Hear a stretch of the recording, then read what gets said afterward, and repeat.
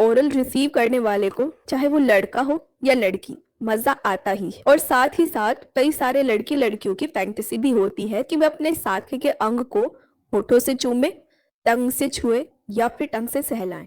सबसे पहले तो गाइस मैं यहाँ पर एक डिस्क्लेमर दे देना चाहती हूँ कि मैं यहाँ पर किसी ओरल एक्ट को प्रमोट नहीं कर रही हूँ, ना ही मैं किसी को ऐसा करने के लिए इनकरेज कर रही हूँ। लेकिन ये भी सच है दोस्तों कि लोग सिर्फ एडल्ट मूवीज में देखकर ही ऐसा कॉपी नहीं करते हैं।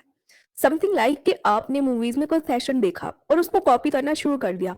No, it's not the case. मैं आपको बता देना चाहती हूँ दोस्तों कि प्राचीन काल से ही ओरल के एविडेंस मिले हैं, आर्ट्स मिली है, लिटरेचर मिला है जो ये कहता है कि इंटीमेसी के दौरान ओरल मानव का फेवरेट फ्लेवर रहा है। नो डाउट कि ओरल रिसीव करने वाले को, चाहे वो लड़का हो या लड़की, मजा आता ही है। और साथ ही साथ कई सारे लड़की लड़कियों की फैंटेसी भी होती है कि वे अपने साथी के अंग को होठों से चूमे, टंग से छुए या फिर टंग से सहलाएं।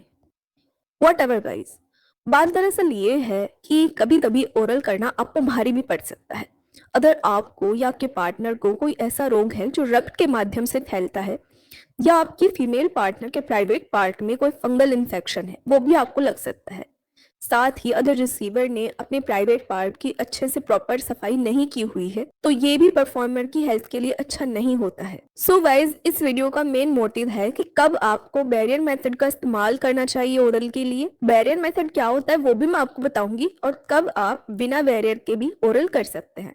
अगर आप अपनी और अपनी पार्टनर की दोनों की हेल्थ को लेकर श्योर हैं, आप श्योर हैं कि आप दोनों को किसी तरीके की कोई एसटीडी यानी सेक्सुअली ट्रांसमिटेड डिसीज नहीं है, या किसी तरीके का कोई इन्फेक्शन नहीं है, चाहे वो वायरल हो या फिर फंगल, तो आप बिना बैरियर के भी ओरल ले या बे सकते हैं। ऑल्सो मेक श्योर कि आप दोनों ने अपने अंगों की पूरी तरह से सफाई की हुई हो। लेकिन अगर आप किसी पर्सपेक्टिव पर डाउटफुल हैं, तो आपको बैरियर मेथड इस्तेमाल करना चाहिए, जो कि इन्फेक्शन को ट्रांसफर होने से रोकता है। तो अब जानते हैं कि बैरियर्स क्या होते हैं।